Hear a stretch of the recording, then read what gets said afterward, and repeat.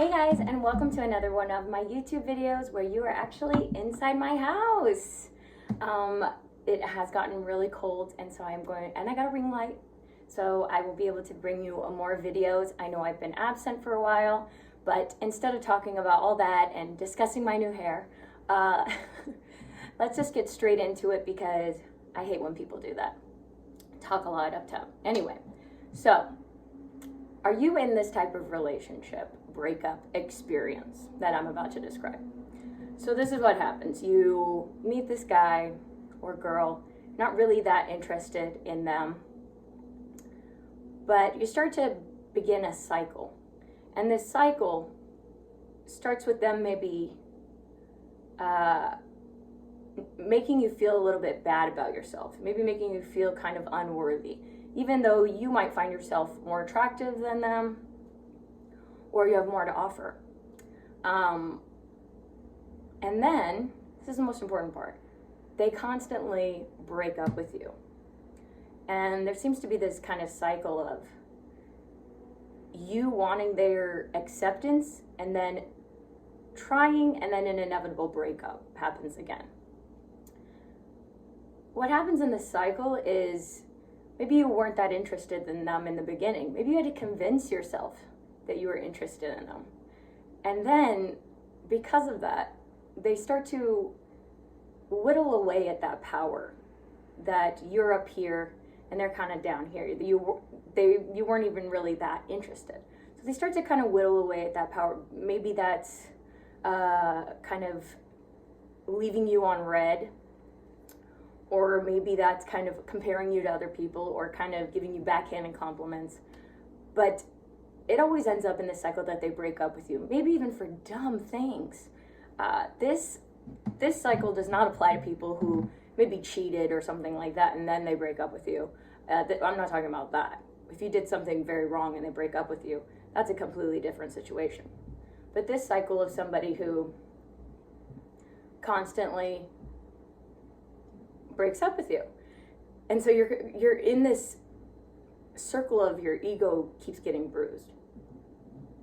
So you kind of search for their approval, and they get to keep being up here because they are the one who keep ending the relationship. And maybe you didn't even really want to be in this relationship. Maybe, if you're honest with yourself, is this relationship really important to you? Or is it the pain of rejection, of not being wanted by somebody who you didn't really want in the first place, who you think is below you? So you get in this cycle with searching for their acceptance, and then when you don't get it, you get this rejection again, this breakup.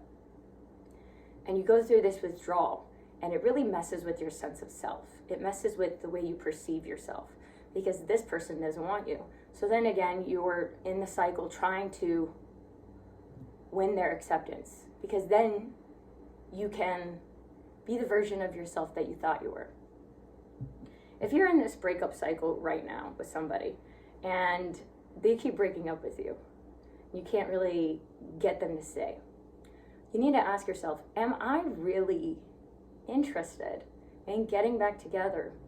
Or am I in a cycle of ego? Am I in a cycle of trying to prove myself to this person so that I can break up with them eventually? Because what happens to your brain is that you start to see their acceptance as your acceptance, what it means to you. But there could be several reasons this person is participating in this toxic cycle. It could be they feel like they know that they're not good enough for you. They think they're less attractive than you. So therefore they have to play the stakes out, right? It could be a million things. But I will tell you the way that it's not going to get fixed. It's not going to get fixed if you grovel, you keep coming back, and you keep trying to fix things, unless you did something really, really wrong, that you know you did wrong. But it's not gonna, the way you're gonna fix it isn't going to be begging them to come back. That's just gonna further put them up here and you down here. And you're gonna have further and further to go to become equal with them, to fix that in your mind. So no, don't grovel. That's the worst thing you can do. Usually with these people, they're not serious about the breakup. because they say it all the time, or they break up with you all the time. They're usually not serious about it. And if you give it some time, even if you've groveled, even if you've made a fool of yourself, most likely they're trying to prove something to you. They're trying to punish you. They're angry. Sorry, my phone almost died. Or they're trying to make you feel bad about yourself so that they can get you to do whatever it is they want, so they can have the upper hand in the relationship. Be honest with yourself. Do you really, really want this person back?